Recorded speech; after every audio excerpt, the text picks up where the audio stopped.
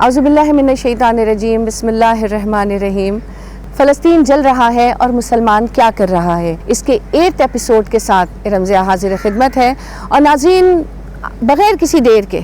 हम आपको ये बताते चलें कि इस एपिसोड में हम कंटिन्यूटी रख रहे हैं उन वॉर की जो हमने आपको पहले बताई थी 1948 में, और 1948 के बाद मैं डिस्कस करूंगी 1967 की वॉर, जो कि बेसिकली 6 डे वॉर कहलाती है, क्योंकि ये एक बड़ी इम्पॉर्टेंट वॉर थी। बीच में एक स्वेज क्राइसिस भी आया था। अब ये जितना भी कुछ हुआ वो जाहिर है मिस्र, उर्दन जो जॉर्डन है, और आपका लेबनान, इराक, सीरिया, ये तमाम ममालिक मिलके यही कोशिश कर रहे थे कि किसी तरीके से इसराइल को पावरफुल ना होने दें, लेकिन ये कामयाब नहीं हो पा रहे थे। और कामयाब क्यों नहीं हो पा रहे थे? क्योंकि तमाम के तमाम अहले कुफ्फार जो हैं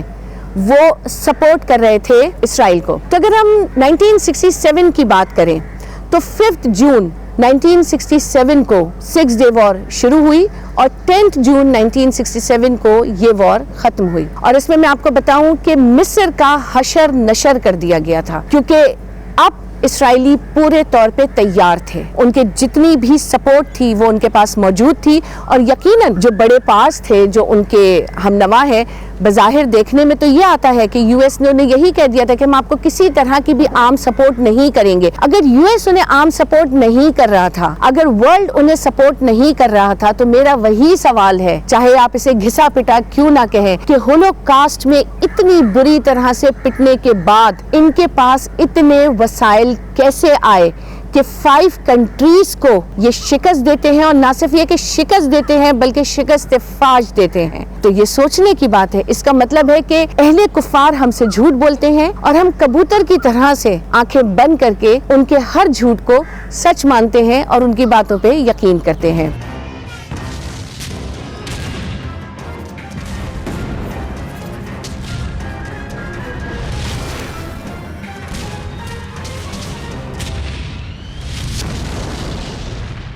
नाज़रीन,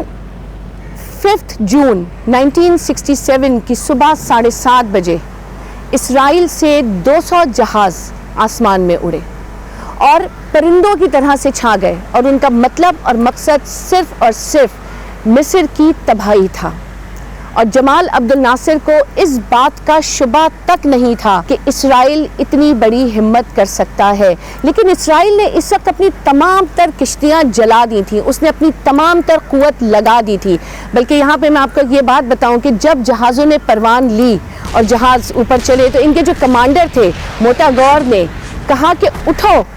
और दुश्मनों की ईंट से ईंट बजा दो, उनको बर्बाद कर दो, उनके टुकड़े सहरा में ऐसे फैला दो कि फिर एक लंबे अरसे तक, कई सालों तक कोई ये हिम्मत ना कर सके कि इसराइल की तरफ मैली निगाह भी डाले। ये उनके कमांडर ने इतनी बड़ी बात कही। और इनके जब जहाज उड़े तो वो इतने नीचे उड़े कि वो ये नहीं चाहते थे कि मिस्र के रेडार्स जो हैं वो उनको कैच कर लें। और यहाँ पर मिस्र में सूरत हाल क्या थी कि इस वक्त मिस्र के जो पायलट्स थे वो नाश्ता कर रहे थे, क्योंकि वो डेली की अपनी सुबह की रूटीन की फ़्लाइट्स करके बड़े इत्मीनान के साथ वापस आ चुके थे। और उनके जहनों में ये बात थी कि अगर इसराइल की तरफ से हमला हुआ भी तो वो यकीनन सुबह सादिक के वक्त होगा, और इतनी रोशनी होने के बाद इसराइल ये जुर्रत नहीं कर सकता। लेकिन इसराइल ने तो कुछ और ही खेल खेला था। उसने इनको बिल्कुल अंधेरे में रखा, और ना सिर्फ ये कि इनको अंधेरे में रखा, बल्कि इसराइल के बेशुमार अपने लोग ऐसे थे जिनको इस बात की खबर नहीं थी कि इसराइल मिस्र पे हमला करने जा रहा है। यहाँ तक कि इसराइली मिनिस्टर्स को भी चंद एक के अलावा इस बात की खबर नहीं थी कि ये जंग की तैयारी हो रही है और ये हमला करने जा रहे हैं। इसके साथ साथ मैं आपको ये भी बताऊं कि वो पायलट्स जो इस जंग में शरीक थे, कुछ घंटे पहले तक उनको भी ये बात नहीं पता थी कि इसराइल जो है वो मिस्र के ऊपर हमला करेगा। तो सोचिए, इसको इतना खुफिया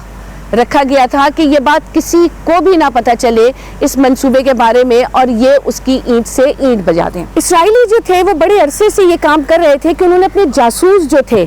वो मिस्र में, जॉर्डन में, लेबनान में, इन जगहों पे छोड़े हुए थे,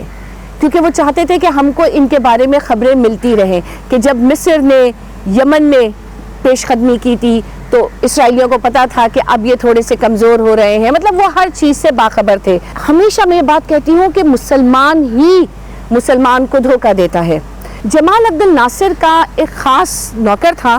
جو جمال عبد الناصر کی مالش کیا کرتا تھا، علی الالفی، یہ بھی در حقیقت اسرائیلیوں کا جاسوس تھا۔ اب سوچیں جو شخص آپ کے گھر میں بیٹھا ہے اس کو کس چیز کی خبر نہیں ہوگی اور وہ آپ کے دشمنوں تک کیا نہیں پہنچائے گا۔ 6، 7، 8، 9 ان ڈیٹس میں سلولی اور گریجولی یہ سرنڈر کرتے چلے گئے۔ مصر، جارڈن، لبنان، عراق سب نے سرنڈر کیا، اور یقین مانیں کہ مصر کے پاس اتنے بہترین طیارے تھے لیکن شاید انہیں بھی اپنی طاقت کا اتنا گمان تھا اور وہ سوچ ہی نہیں سکتے تھے کہ اسرائیل ہم پہ حملہ کر سکتا ہے، کہ انہوں نے کوئی سیفٹی کے لیے چیز ہی نہیں بنائی ہوئی تھی، ان کے اوپر کوئی شیڈز نہیں تھے، وہ بالکل کھلے اپنے جو ان کے ہینگرز تھے وہاں پہ وہ کھڑے تھے۔ اور جیسے جہازوں کے لیے ہمیشہ یہ بات کہی جاتی ہے کہ جہاز، فائٹر پلین اگر ہوا میں ہے تو اس سے زیادہ خطرناک چیز کوئی نہیں ہے، اور اگر زمین پہ کھڑا ہے تو اس سے زیادہ بے ضرر چیز کوئی نہیں ہے۔ تو ان کا پلان کیا تھا کہ سب سے پہلے رن وے تباہ کیا،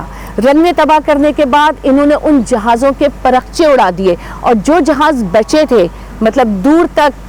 سفر کرنے والے جہاز کے یہ پھر اسرائیل تک واپس نہ آ سکے، رن وے تو خراب کر ہی چکے تھے، ان کو بھی تباہ کیا، کہ یہاں تک کہ 6 ڈے وارز میں اسرائیل نے نہ صرف یہ کہ مصر کو بلکہ جارڈن کو، لبنان کو، سب کو ایک کڑی سزا دی کہ تم نے کیسے 1948 میں ہم پہ حملہ کیا، تم کیسے سوئز جو کرائسس آیا اس میں تم نے ہمارے ساتھ جو بھی زیادتیاں کی، ان کے لیے تو وہ زیادتیاں ہی تھیں، انہوں نے اس کا کھل کے بدلہ لیا، اور یہ بدلہ مسلمانوں کو بہت مہنگا پڑا، آئی مسٹ سے کہ عربوں کو بہت مہنگا پڑا، اور یہ ایک ایسی وار تھی کہ جو وہ آج تک نہیں بھول سکتے۔ ناظرین، اس وار کی ایک خاص بات اور بھی ہے، اور وہ یقیناً سن کے آپ کو حیرانگی بھی ہوگی۔ تو ناظرین، اس جنگ کی جس خاص بات کے بارے میں ہم آپ سے ذکر کر رہے ہیں وہ یہ ہے کہ اس جنگ میں پاکستان کی پاک فضائیہ، پاکستان ایئر فورس نے بھی حصہ لیا۔ پاکستانی ہواباز اردن، مصر اور عراق کی فضائیہ کی جانب سے لڑے اور اسرائیلی فضائیہ کے 3 جہازوں کو مار گرایا، جبکہ ان کا اپنا کوئی نقصان نہیں ہوا۔ اسرائیلی پیش قدمی روکنے کی سب سے بڑی وجہ قرار پائے۔ اس کے علاوہ جنگ یوم کپور کے موقع پر اس جنگ کے دوران پاکستان نے مصر اور شام کی مدد کے لیے 16 ہواباز مشرق وسطیٰ بھیجے، لیکن ان کے پہنچنے تک مصر نے پہلے ہی جنگ بندی کر دی تھی۔ تاہم شام ابھی بھی اسرائیل سے حالت جنگ میں تھا، اس لیے 8 پاکستانی ہوابازوں نے شام کی جانب سے جنگ میں حصہ لیا اور MiG-21 طیاروں میں پروازیں کی۔ پاکستان کے فلائٹ لیفٹیننٹ اے ستار الوی یوم کپور جنگ 1973 میں پاکستان کے پہلے ہواباز تھے جنہوں نے اسرائیل کے ایک میراج طیارے کو مار گرایا۔ انہیں شامی حکومت کی جانب سے اعزاز سے بھی نوازا گیا۔ اس کے علاوہ پاکستانی ہوابازوں نے 4 F-4 فینٹم طیارے تباہ کیے، جبکہ پاکستان کا کوئی مالی یا جانی نقصان نہیں ہوا۔ یہ پاکستانی ہواباز 1976 تک شام میں موجود رہے اور شام کے ہوابازوں کو جنگی تربیت دیتے رہے۔ تو ناظرین، آپ نے دیکھا کہ 1967 کی 6 ڈے وارز میں اور جنگ کپور 1973 کی وار میں پاکستان کے ہوابازوں نے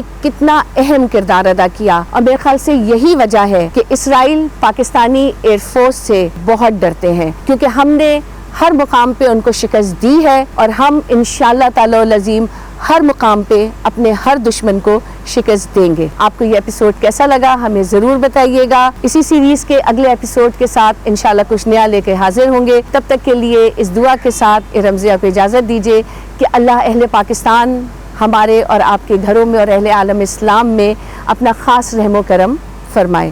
اجازت چاہتی ہوں۔ السلام علیکم ورحمۃ اللہ وبرکاتہ۔